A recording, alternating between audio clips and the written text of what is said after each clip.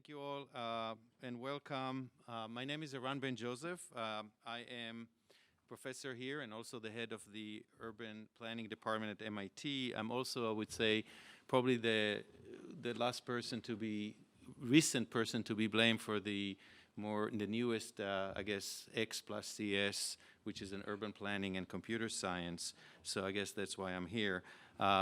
But it is really an interesting time for us here at MIT, and what we wanted to hear is from a panel of experts to tell us a little bit about the efforts that they have done in their institutions and in through their career, but integrating computer science with other disciplines. And to hear about what worked, what didn't work. We'll have a discussion about what are the future possibilities.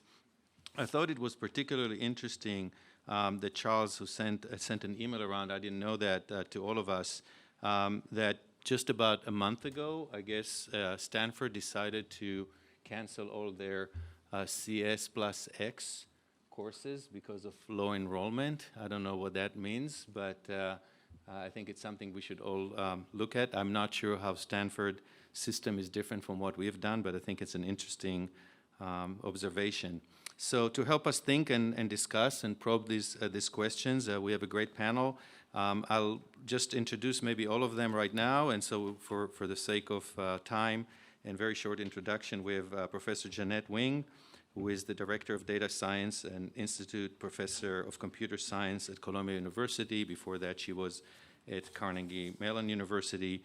Professor Charles Isbell is the Executive Associate Dean of the School of Interactive Computing at Georgia Tech. Professor Carla Brodley is the Dean of the Khoury College of Computer and Information Science at Northeastern University.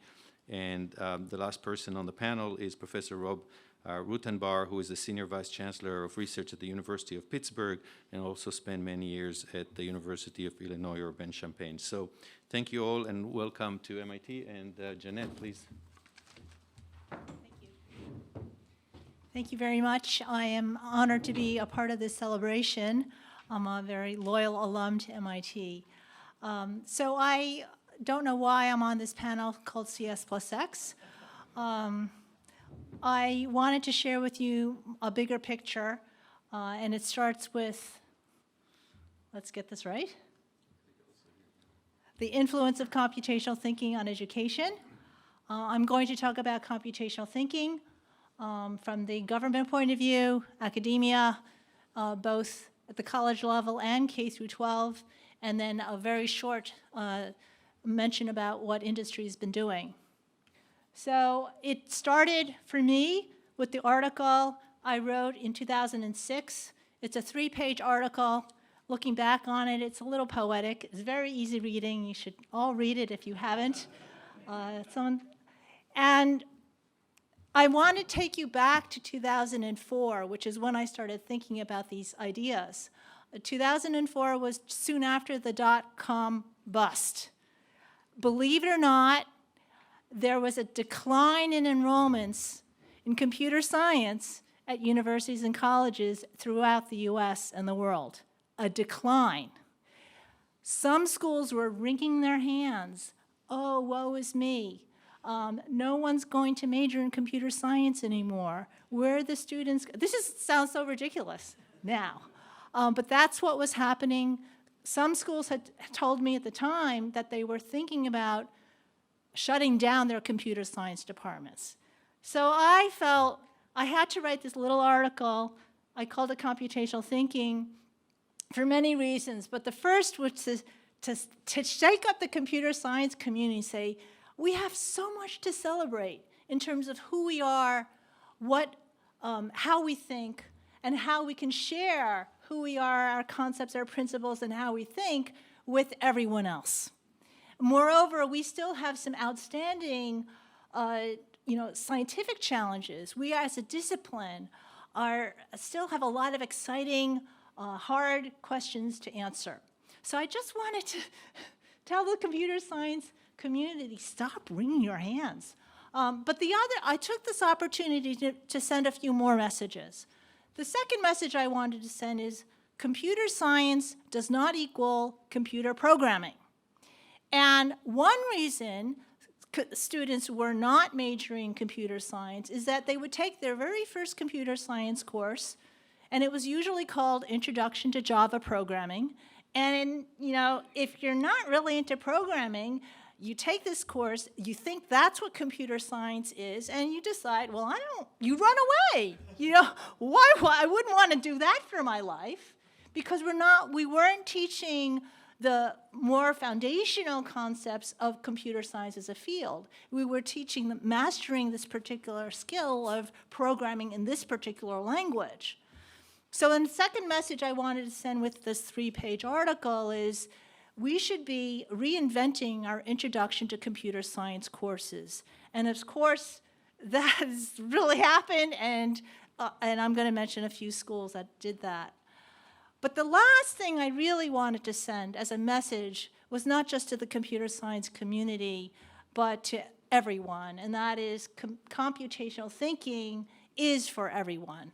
And I believe there's a whole session on that coming up, so I'm not going to belabor that, but you'll see that's a common theme in how I've been thinking, and it's 13 years later since that article. So soon after 2006, I joined the National Science Foundation. Oh, by the way, this article was translated into Chinese and French and Japanese and Korean and German and Portuguese and whatnot. I joined the National Science Foundation, and I know we're supposed to speak about education, but I just wanted to put in a little plug for a research program that I basically helped formulate. My third day I arrived in DC, and it's called, at the time, Cyber-Enabled Discovery and Innovation. And if you read the original solicitation, it says, this is about computational thinking for scientists and engineers. And so it was my way to spread computational thinking to all science and engineering disciplines, and I was able, in my seat at the National Science Foundation, to be able to reach that huge community. So I wanted to, so I did, it was not just research where I had an impact in terms of spreading computational thinking, but we also, while I was there, created 2 educational programs that promoted computer science. And a real test of whether you made a difference at NSF is if any of that lasts beyond your tenure at NSF. And I'm happy to say that my successors, Farnham and Jim Carosi, who's right there, continued on in this tradition. So there are 2 educational programs I wanted to point you to that just came out, and this continues to promote the importance of teaching computer science in all disciplines, all science and engineering disciplines. And just the sort of the icing on the cake, to me, was Barack Obama's State of the Union address in 2016, where he basically says NSF is going to, where he basically says every student should learn computer science and math skills. And I felt after his State of the Union address, I could just retire and go home. Of course, presidents change and all sorts of things change, but in any case, I felt quite gratified after that. Okay, so now back to the universities and colleges, and I wanted to say, I hope Maria's still here to see that. I have her logo up here, but in any case, a lot had happened since around 2006, sweeping across the U.S. Colleges.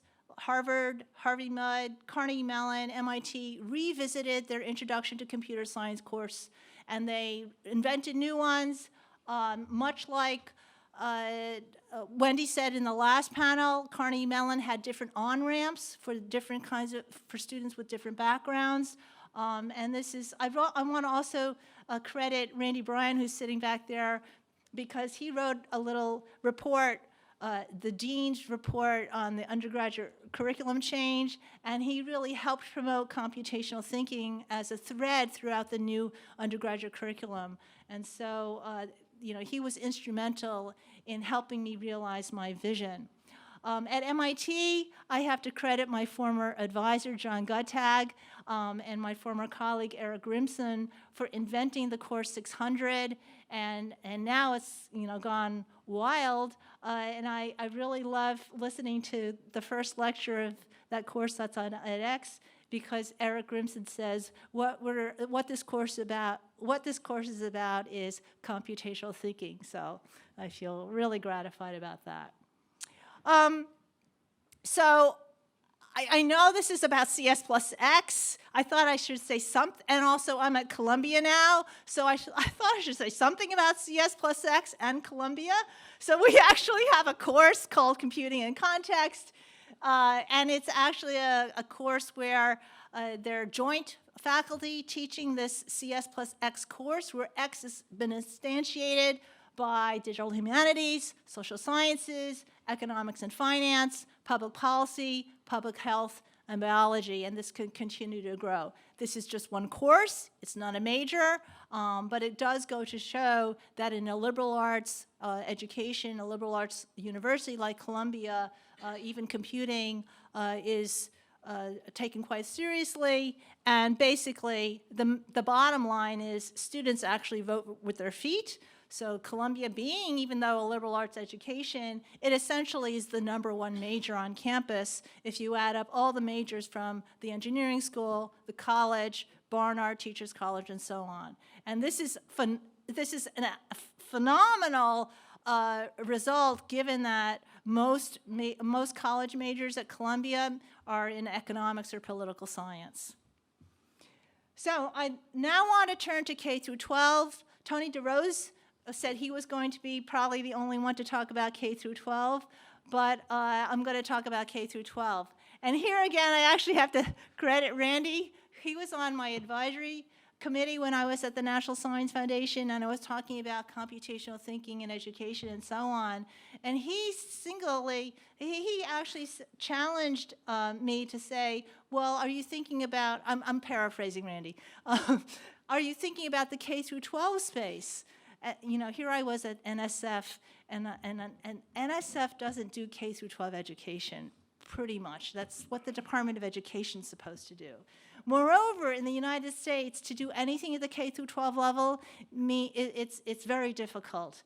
The United States is highly decentralized. We have 10,000 school districts. Therefore, if you want to inject computer science at the K through 12 level in the US, you have to go to each school district one by one. You have to go to all the superintendents, all the principals in the schools in that district, and convince them that computer science is important. It seemed daunting.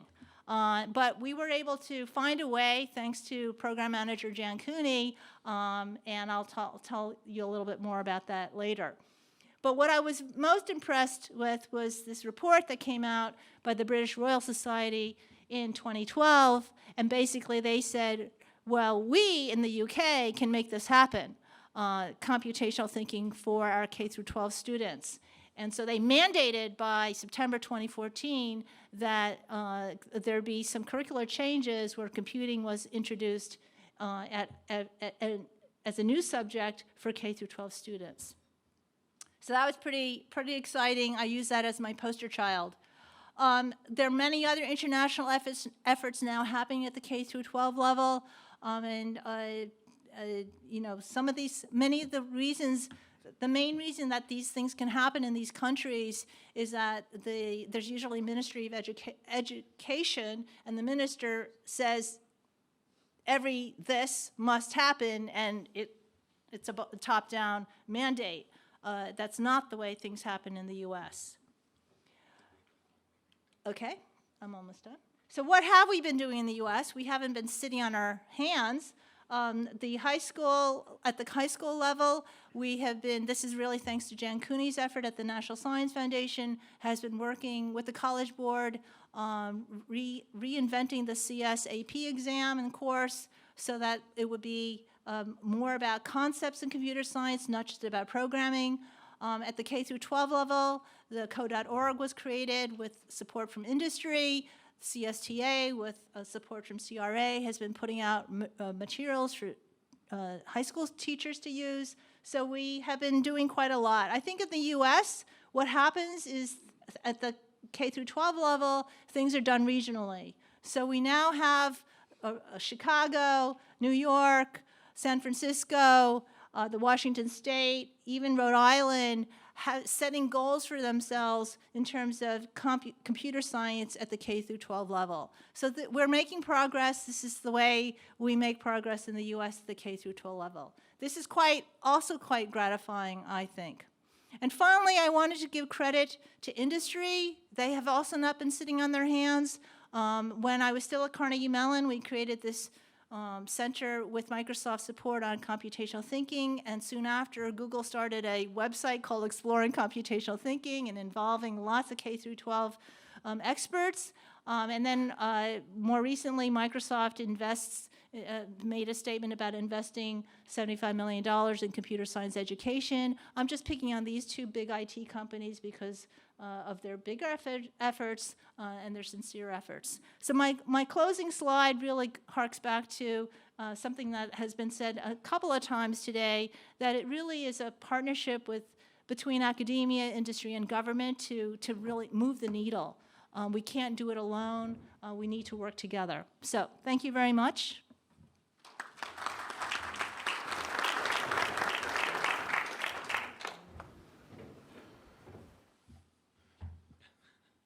The right thing will happen with the slides, right? Good afternoon, everyone. Good afternoon, everyone. Thank you very much. So I'm Charles Isbell, the Executive Associate Dean in the College of Computing at Georgia Tech, not the School of Interactive Computing. It's fine.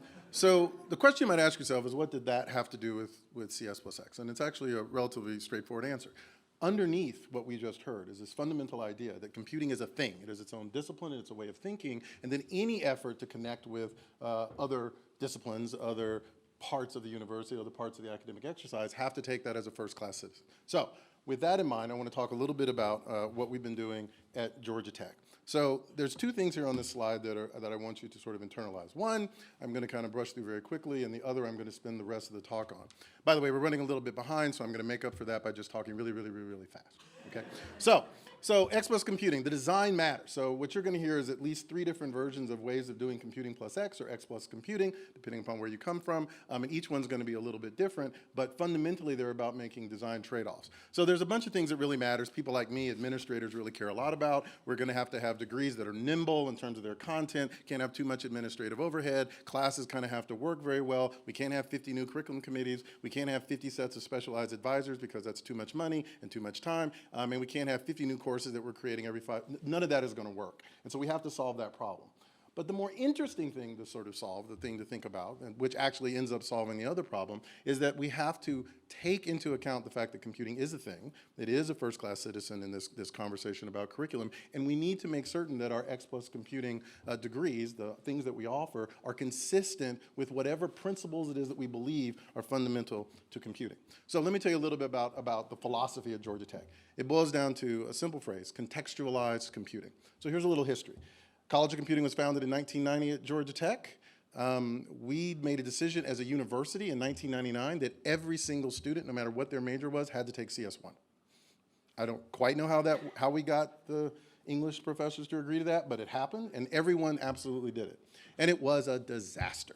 Now, why was it a disaster? It was a disaster because we had a single class, CS1, which was motivated by things like generating Fibonacci sequences, which I agree is the single most motivating thing for taking CS, but it turns out it's not the thing that everyone sort of gets into, and we had 2 different kinds of students at the same time. We had the CS majors who were complaining that the non-CS majors don't know as much as they do, and the non-CS majors complaining that the CS majors were always trying to prove that they were smarter than the professor, and nobody was really learning anything.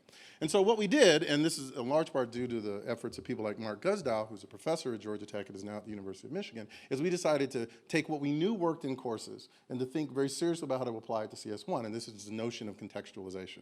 I can show you, which I will not do, that contextualization leads not only to faster learning, but it also leads to that learning being persistent longer over time. So we had 3 different versions of CS1. We had the first version you see up there in the upper left-hand corner was CS1. The context was media. It was taught in Python, it was really taught in Jython, images and sounds. So you learn how to do things like bit blitting, which is actually kind of cool, because in order to make that work with music, sound, various other things, it's just a vector of numbers, and sometimes they represent images, and sometimes they represent sounds, and I've actually learned about for loops and all these other kinds of things, and as we all know, programming languages only have 3 parts to them: reading from a variable, writing to a variable, and conditional branching. Everything else is syntactic sugar, so you actually learn how to do programming doing that. We also did one for engineers, and most of the engineers, and its context was simulation. It was taught in MATLAB, which for the purposes of this discussion, we will pretend is a programming language. And then we had one particularly for computing, which most of our majors took, where the context was robots. So you build these robots. Those of you who've been around long enough know that there was a lot of effort in getting people into computer science by teaching them robotics. It turned out you were teaching them robotics and not computer science. So here we try to get a completely self-contained bot that you could work with. We wanted it to be roughly the cost of a textbook, so several $1,000s, and it just kind of worked its way through. Now, what's important here for you to get is that all of these 3 different CS1s are considered equivalent selections. So no matter which one you took, you were equally prepared for CS2. By the way, CS2 taught in a completely different language from any of those so that everyone would sort of come to the same place. So what does that have to do with anything? So we wanted to take this notion of contextualization, which again we understand, and apply it to an entire curriculum. So the way you should be thinking about the way the Bachelor's of Science in Computer Science at Georgia Tech's work is that it is X plus computing, where the X is computing. So what we did is we created something called threads, where a thread is a partial path through the curriculum, a sort of set of skills. And the idea here is that every thread is roughly 2/3 of a degree. Every pair of threads yields exactly 1 degree, not 3/4 of a degree, not 1.5 degrees, but exactly 1 degree. There's a lot of stuff that I could talk about here. I want to leave you with one important implementation detail, which is what was important about constructing this is that there was no core. Every thread was an entirely self-contained unit. This is important because once I claim you get a bunch of faculty in a room and someone asks the question, what must every computer scientist know or what must every mechanical engineer know, you have already lost because the answer for everyone in the room is different. Actually, the answer for everyone in the room is the same. It's whatever class I teach and whatever class I remember being hard when I was an undergrad. Right? But that's different for everyone in the room, and you end up with this complicated, huge system of courses. So what we decided to do, apparently I've been pressing buttons, what we decided to do is we decided that you would build things from the beginning and you would create pairs of these things to create degrees. And it worked. It works very well. So here are the threads that we happen to have. I'll run through them very quickly. You'll notice they all start with computing and each one tells a story, and there's a lot of deep details in there about structure, which we can talk about if people are interested later. But we have names like computing and people, computing and media, intelligence, devices, information systems, theory, and modeling. These names turn out to be very important, but what's really important about them for the purpose of this discussion is that they tell the kind of story so that people, whether they're 17 years old, or they're the parents of 17-year-olds, whether they're the faculty, or whether the people who are hiring our students, actually understand what they mean. So computing and people is where computing meet users, whereas computing and intelligence is where you model intelligence, and so on and so forth. Media is where you deal with computing and design. By the way, computing and people, those students not only take the computer science courses you might imagine them taking, but they also take a lot of psychology. So I do machine learning for a living, and I can tell you many things are true about machine learning people, and one of them is that we don't really know how to run experiments. You know who knows how to run experiments? Psychologists know how to run experiments. So these people learn qualitative methods because that's what's important when you're dealing with people, not just being in the loop, but being fundamental to the loop. And the same is true for devices, where we get a lot more electrical engineering, so on and so forth. So each of these things is not only rigorous because of the computing, but it's rigorous because of things we bring from outside computing that allows that thread to make sense. So this works. It's been great. It's awesome. Everybody should do it. But what's really nice about it is it gave us the power to do other things. So we used to have a Bachelor's of Science in a minor in computer science. And students would take it and basically just take a certain number of CS courses. It was terrible for a lot of reasons, not the least of which is the students were just taking whatever courses they wanted to. And you know how students choose courses. Well, I would take the course that was taught at 11 a.m. instead of the one that was taught at 8 a.m. There was nothing coherent going on there. So we replaced our minor, our single minor, with what turns out to be 9, but you can, for the purposes of this, think about it as 8, 1 per thread. So so first off, by the way, for the administrators in the room, this allowed us to actually predict demand over time because we knew where they were and we knew what they were going to be doing 3 years from now. But also it allows the students to, no matter what was happening or what was motivating them to do a minor, they would actually be able to have a coherent experience in the end. And there was a story they could tell themselves and a story that we could tell them. And this is fundamentally, I think, important to getting engagement with the students. So, X plus computing.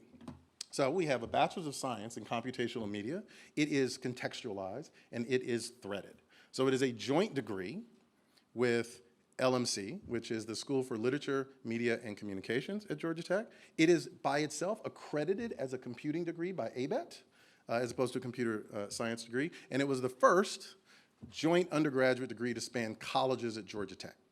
Right? And this has been around now for about 12 or 13 years. And the way it works is the LMC folks went out and they created threads for what they do.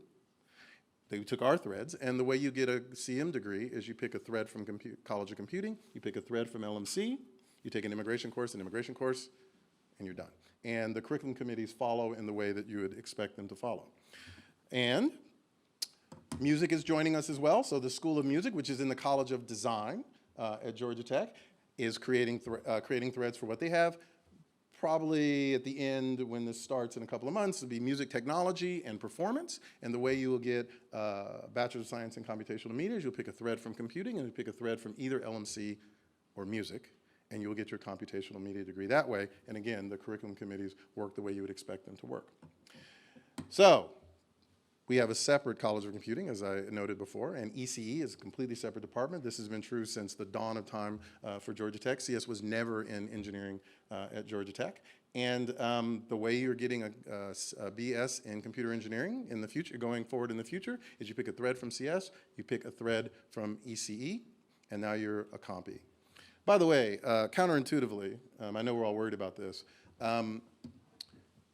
this will lower demand for us. And the reason it will lower demand for us is because right now we have all these computer engineers, mechanical engineers, and so on, who switch to computer science because they need to take some computer science courses. The only way they can get our courses, the only way they can get an internship, the only way they can get a job, and they don't want to get 2 degrees, which, by the way, is what happened at Stanford. And so, as a result of that, we have all of these majors who don't want to be CS majors, but they're doing it because that's the practical way to get out and to move forward. So I just want to leave you with this notion, as I am 15 seconds over, which is that the way we are doing our X+ computing degrees is we thread them on both sides, we bring them together, and this allows us to get the spectrum of computational thinking out there that we want to get, from deep study in the major, qua the major, to general knowledge, and allows us to do things like solve all of data science. And with that, I will leave you alone.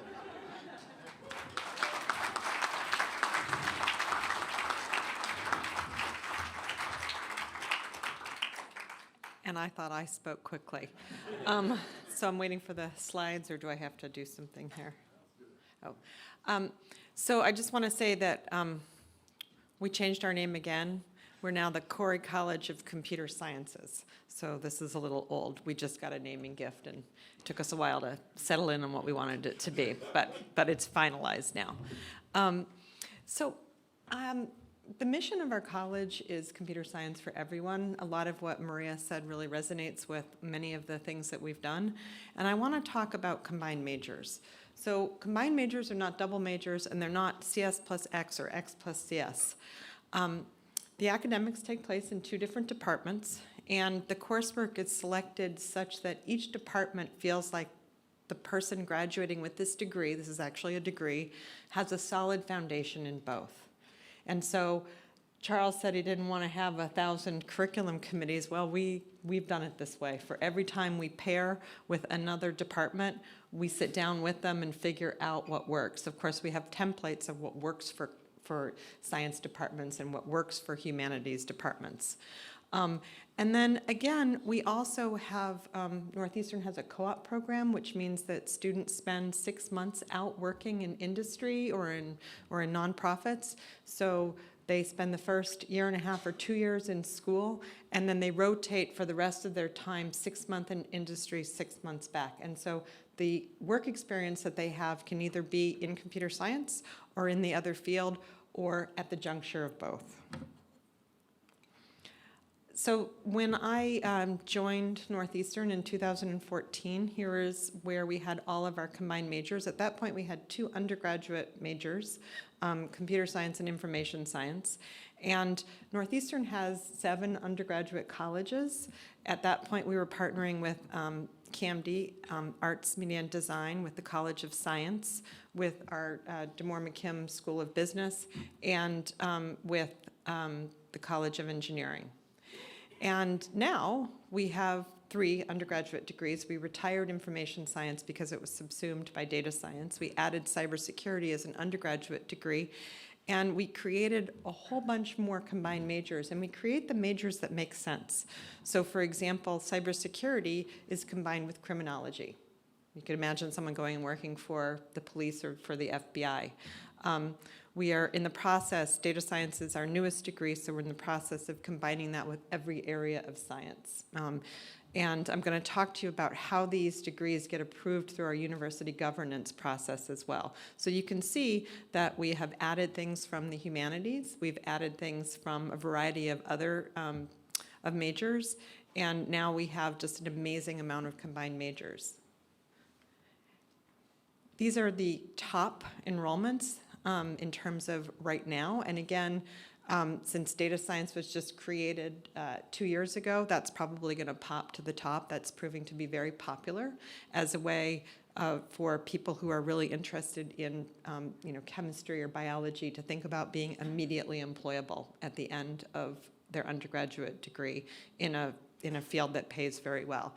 Our co-ops are very highly sought after by the entire university because they pay so much per hour, so students are really motivated.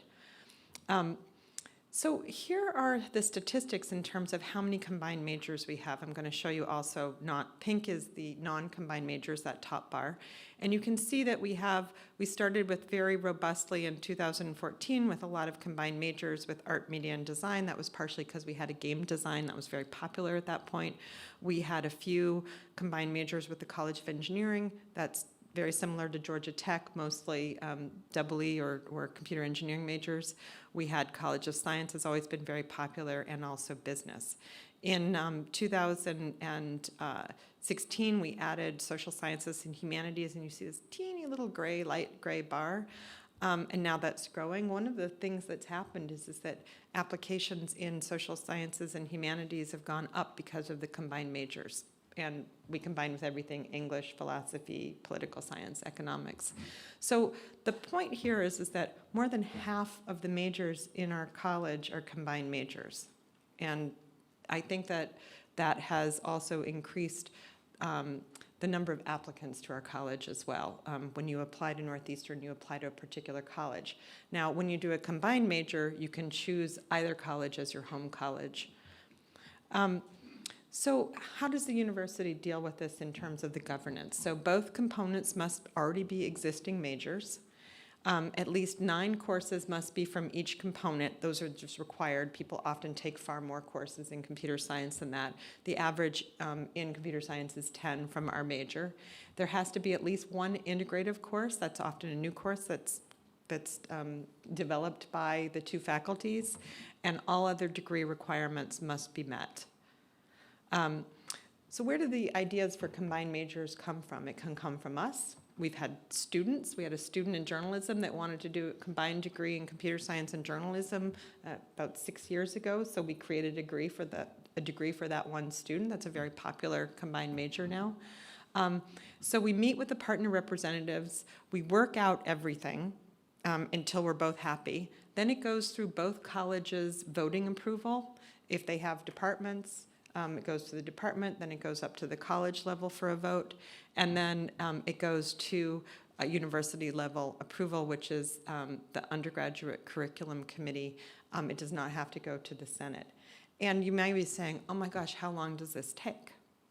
Well, it typically just takes 1 semester to get this done. It doesn't take that long because we have a mechanism, and we're not the only college that has combined majors. There are combined majors across Northeastern, across different other units as well. So it's something that we're very fast at doing, something that the university as a whole is committed to, and it started in computer science.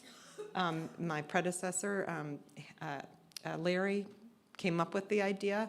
It was to basically stop from being absorbed into engineering during that time period that Jeannette pointed out. He was thinking very strategically, how do we not become part of EECS? And so he thought, well, if we combine with all these other colleges, because engineering is ABIT accredited, we can't be absorbed. And I think it worked really well, but it actually ended up being a really good learning outcome for the students. Here's just an example. I believe my slides will be available, so I won't go through this in detail. I'll just choose, data science and health science. Everybody comes in, all the freshmen come in, and they take the same 4 courses in their first year. Actually, they take almost the same 6 courses in the first 3 semesters, which includes an algorithms course, because they have to be ready for technical interviewing by the time of the end of the beginning of their second semester in their sophomore year, because they're going to go out on co-op. So pretty much lockstep. So they have a lot of time to think about, well, which one do I want to do? And then things start to diverge, and you can see that, you know, in the data science, they're going to take some data science, large-scale data, and so on. And in cybersecurity, they're going to take a lot of systems courses and a lot of cybersecurity classes. And we have more examples. The second innovation that I want to talk about is something that we introduced in 2016. It's the idea of a meaningful minor. And I'm reminded always by my dean colleagues that there are other meaningful minors in the university. So this is a meaningful minor in computer science. And they take the first 2 intro courses, and then what courses they take after that depends on what their major. So if they're a biology major, they might want to take some data science. If they're an English major, they might want to take natural language understanding and text mining, data visualization. If they're a media studies, they might want to take web design, data visualization. So the idea is that the minor should be customized to their major field of interest. And one of the things that we do in order to encourage people to think about this is that they take at least 4 courses in our college, and then 1 course can be from another college. We went through the entire university curriculum, all courses, picked out every course that my associate dean at the time thought might be something we wouldn't, frankly, be embarrassed to say is computer science. Then we had a committee vote on which ones were actually possible. So an example would be the data visualization course that's in arts, media, and design, which has a lot of computer science in it and teaches people really thinking about not just what are all the computer science components of data visualization, but thinking about art as well. And so students can then take one of these. And where did this idea come from?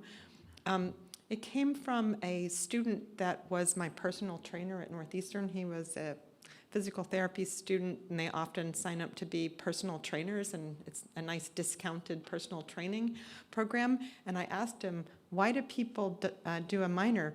And he goes, when they can double count. And so that was the original idea for this, but it turned out to really make sense in terms of the curriculum for the students. So we have a lot of people starting to do this. I'm showing a graph that shows the increase, and this is taking off. And it's also leading people to do a combined major. And what does it mean in terms of who comes in? 36% of our combined majors are women, right? That's a pretty good number. We started out in 2014 with only 19% women. We're at 26% overall in the college, but the majority of them can be found in the combined majors. We have in their applicant pool for the incoming class next fall, 40% of our applicants are women. Almost all of them are looking for a combined major. And 14% of our combined majors are underrepresented minorities. We see no difference between that statistic with our overall statistics. So we notice that the combined majors seem to make a difference with respect to women being attracted to it, no difference at Northeastern with respect to underrepresented minorities. And questions will, of course, be at the end. Thank you.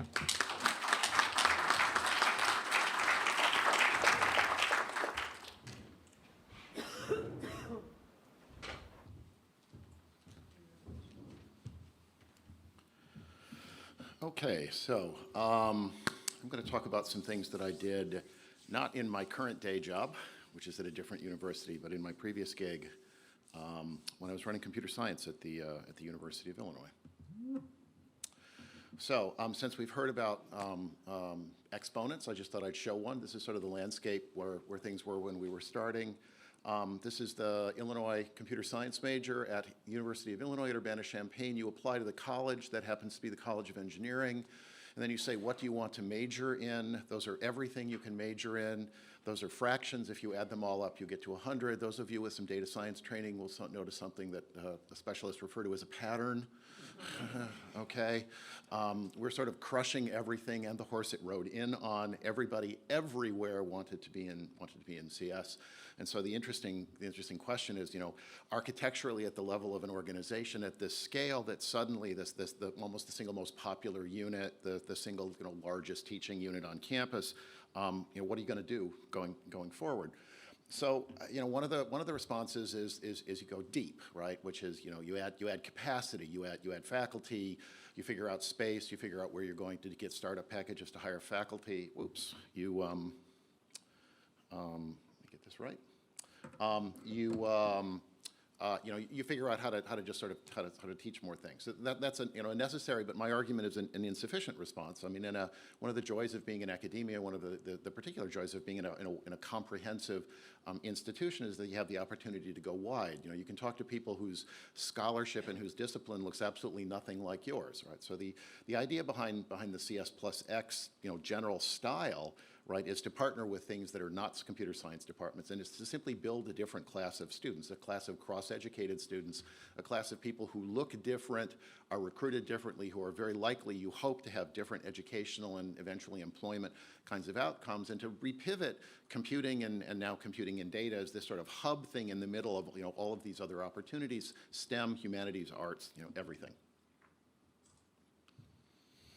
So at Illinois, the particular architecture that we ended up with was a set of CS degrees that are literally half of the computer science degree, half of the X degree, and again, all of the standard general education requirements, which are basically one class out of 5, those things still obtain. And to architect that as a bachelor's of CS+X owned by the Department of X.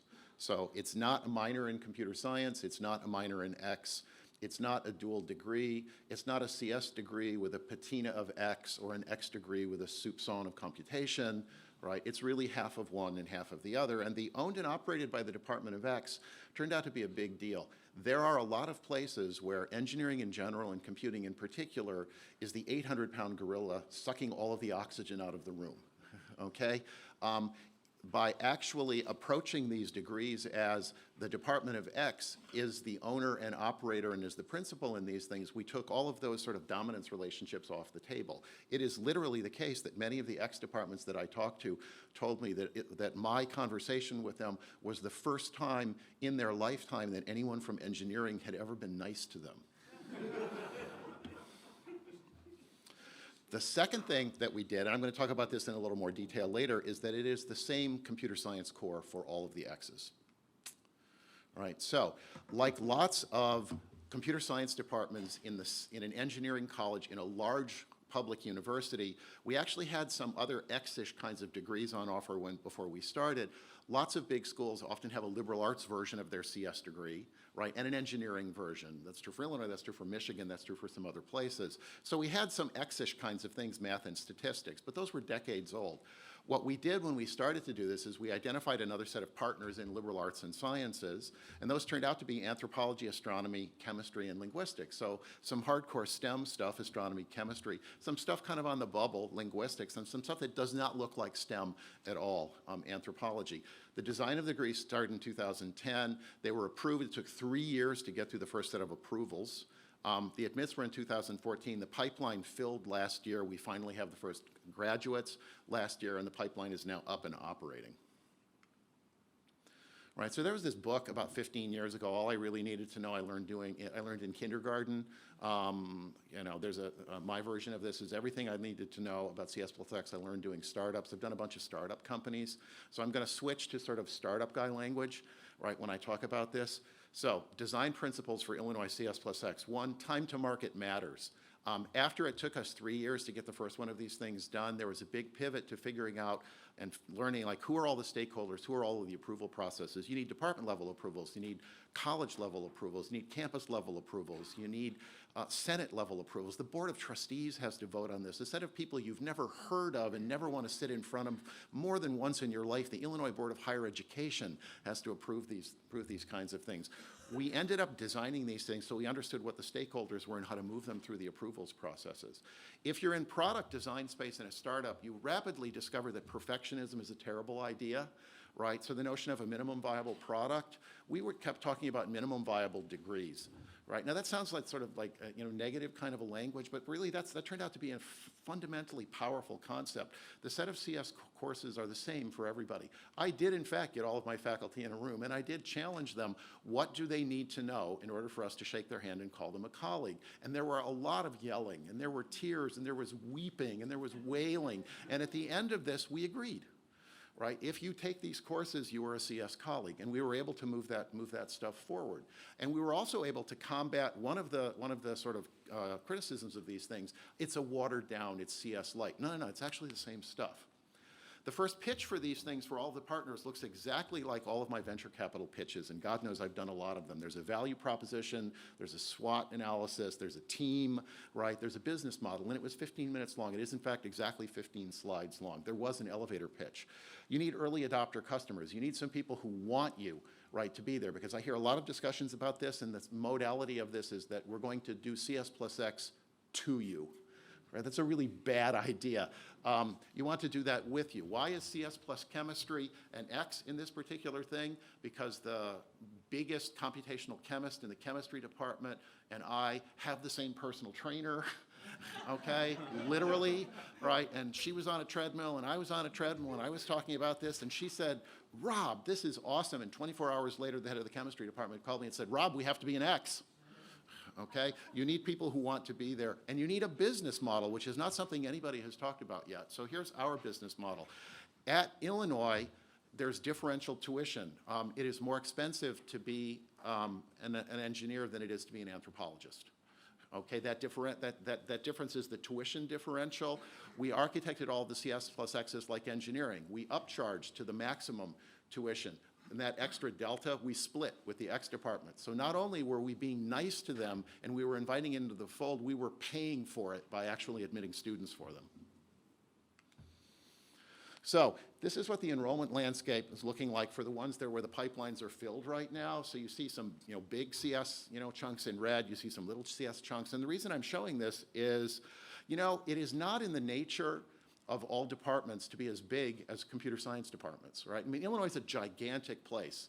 Just to calibrate that, if you take the computer science department, the electrical engineering department, and you put all their students together, they're bigger than MIT, period, okay? Right, so when you're operating at this kind of a scale, one of the things to note is that, like, look, there's lots of red chunks on the bars, that's good, but all right, so that's happy, we're happy about that. But a better picture is this one. We're a significant fraction of a lot of departments now. So we are 20% of anthropology, 30% of astronomy, 41% of statistics, and 48% of linguistics. We are the reason there is organic growth in some of these departments. And in some of the ones that are unfortunately shrinking because they are on the sort of the side of humanities and social sciences where parents are concerned that there aren't jobs on the other side, we're the reason they have not shrunk as badly as some of their peers. Right, so we're feeling very good about this stuff. It is very likely to be the case that things like statistics and linguistics in the next 5 years will be dominated by the CS+X side of the world. So where is it today? Up and running math, stats, anthropology, astronomy, chemistry, and linguistics, starting, launching, approved, moving, recruiting students right now, advertising, geoscience, music, philosophy, crop science, economics. A couple of things going on here. For the first time, we have some partner departments that are operating at the same scale as computer science. Economics is not a small department, okay? That's gigantic. And Illinois is a land-grant school. Illinois has an agriculture school operating at the same scale, right, as the engineering college and the same, U.S. News and World Report ranking. The crop science degree is awesome. It's brilliantly architected. It's already got companies lining up for its graduates, and it created an existential challenge because in ag, crop science is called. Okay, so before you move forward on some of these things, you might want to think about your trademark kind of action going forward. We made that one work out. The single best proposal we saw right, for in terms of curriculum to curriculum was the crop science proposal. You know, farmers are going to be like Uber drivers in the future. You know, they're going to have robot tractors running over fields. They're going to launch the drones in the morning. They're going to kind of commission their time on their satellites. And in every 10-meter by 10-meter square chunk, once a month or so, they're going to do metagenomics and figure out what exactly they should be planting this season, right? The computational landscape there is daunting. The single best write-up for any CS+X was the philosophy department. Those guys can do storytelling. Really brilliant, just brilliant. Up next, there's an animal science degree. There's a whole bunch of other degrees that shouldn't really be talking about because they're not quite into the sort of like moving into the approvals process. There's going to be dozens of these things moving forward. So we're feeling very, very, very, very, very good about that. So that's it.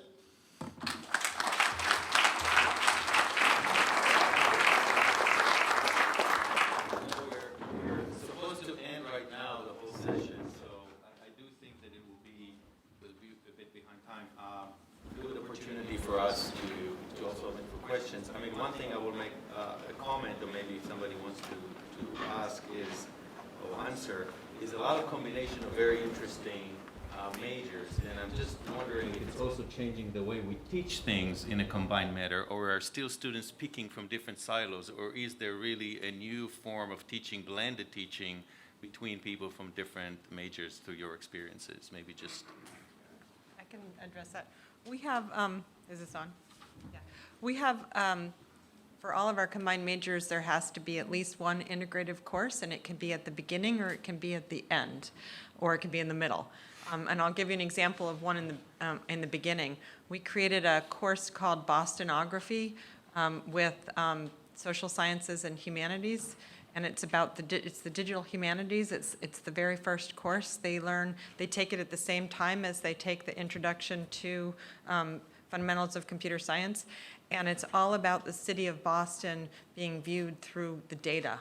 So it's things like disproving the theory about that if you have run-down buildings, that there's a higher incidence of crime. It's looking at that data. It's looking at if you change the voting maps, how does that change who's elected? So it's looking at the data at the same time, and the sociology behind it at the same time as they're learning how to program. And at the end, they have a project in the class where they have to choose some data to analyze, and they're able to write the code to do it. So that's an example. Any other interesting example? For the Illinois CS+X's, we sort of let the integrative stuff emerge organically from the groups, and sometimes it emerges early. The music degree that's launching has a very cool new set of integrative, kinds of courses. Some things show up later. An early experiment that led to the CS+ advertising degree is interesting. And again, one of these sort of, adjacencies matter. One of the best instructors on the teaching track is married to a tenure-line faculty in the advertising department, and oddly enough, we ended up running a team design course between advertising majors and computer scientists, and they built a real-time baseball tracking app. Right, and then they built this really cool website, and then I think they actually put an app together, and you can decide whether this was successful or not. They thought they were very successful. The campus thought they were very successful. Major League Baseball sued them. So I think, yes, that's a win. I'll just say quickly that we do the organic approach too, which basically means we didn't think about it and it just sort of worked out. And what seems to happen is there's a kind of gateway course that gets created naturally, mostly on the X side, and then there's a design thing that we require, and that's where a lot of the integrative stuff happens towards the end. So it sort of happens on its own. Great. So we should open it to question. Eric, you get, I guess, the... Charles, you raised this, but I'd ask the committee, what can we learn from Stanford's shutting down of their CS+X? What went wrong there that we don't want to copy there?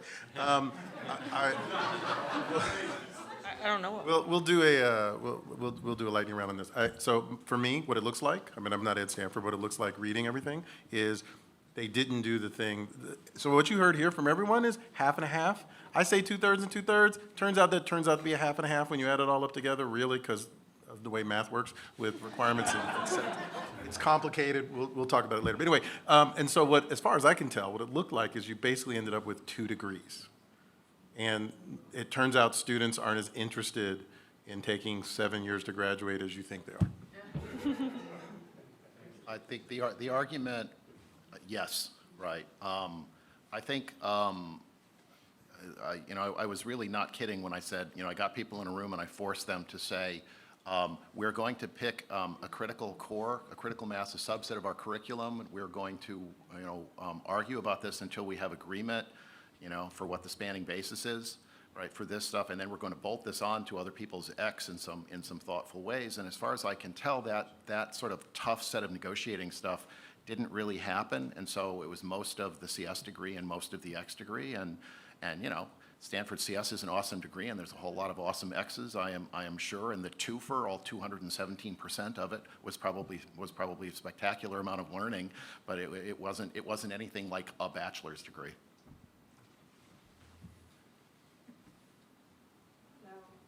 My name is Khoury. I don't think this is I'm an MIT PhD and an entrepreneur for the last 20 years. One of the things that you or the other panelists did not discuss yet is talent development among faculty members. So as we go into all the innovation that you each proposed that you did that succeeded or didn't, there must be some things that you did in terms of professional development, allowing faculty to learn, to teach in new ways, to co-teach all these computer science and disciplines together, and what do you do to make a course successful is also related to whether the faculty is teaching it really well in engaging and innovative ways. Maybe you can each talk a lot about that. In K-12, as Jeannette knows, a lot of the effort is going into professional development when you want to bring computational thinking and computer science into the disciplines, or you want to kind of like do team teaching between computer science or teachers who are teaching math, science, history. Maybe you can comment on that.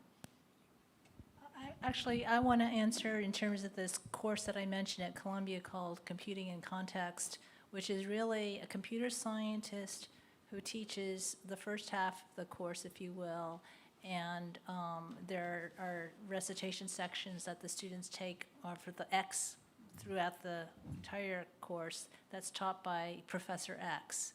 And this team of computer science professor plus the set of the X of set of all X's, they work as a team. And it's actually, what my understanding is from the computer science faculty, the challenge is as the set of X grows, or the number of X's grow, it's really hard to coordinate this growing team. So there is, but the Professor X's were all inclined. They were all already computationally thinking in their X's, and so they didn't really need training. However, I can imagine if this spread and you needed to substitute someone else in that department to teach when the guy's on sabbatical or something, then there would be training needed. But I think, I don't know how Illinois can handle like so many X's with huge, where CS and X are huge. It must be administrative management challenge. But anyway, Illinois is probably used to doing things at scale. Yeah, at Illinois, courses come in multiples of 800 people, right? So it's a really good question. I think it's a future-looking question.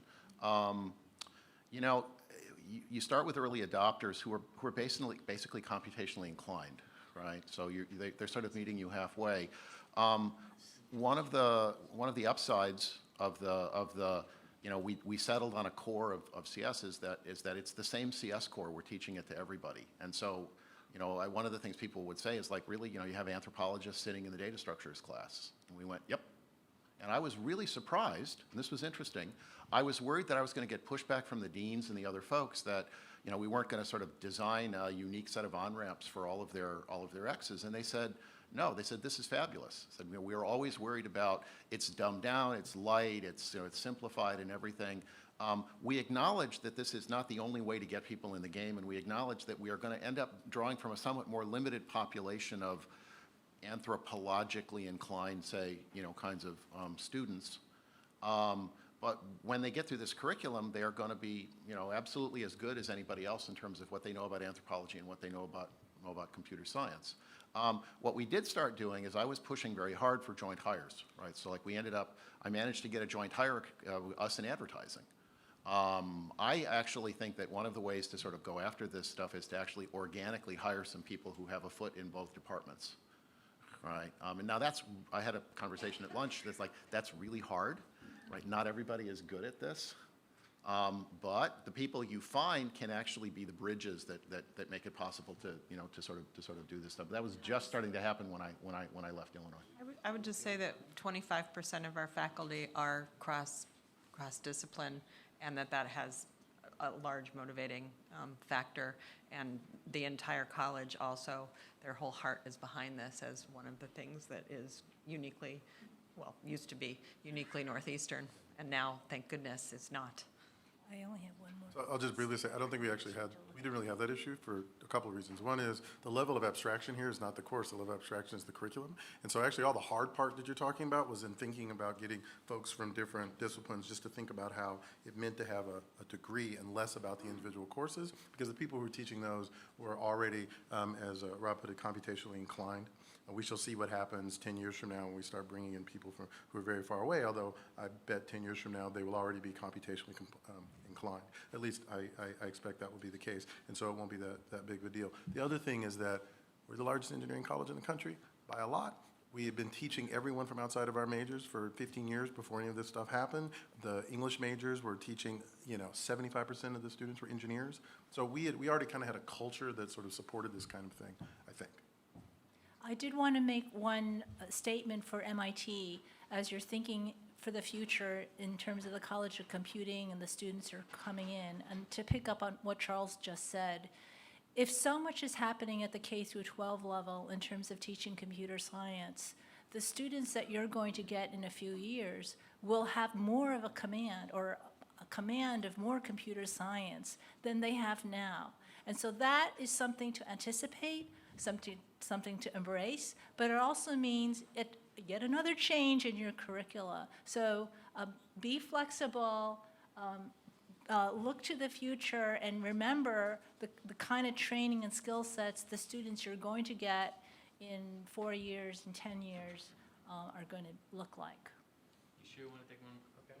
So, hi, Greg Morissette from Cornell. So, quick question about relief from too many students majoring in CS.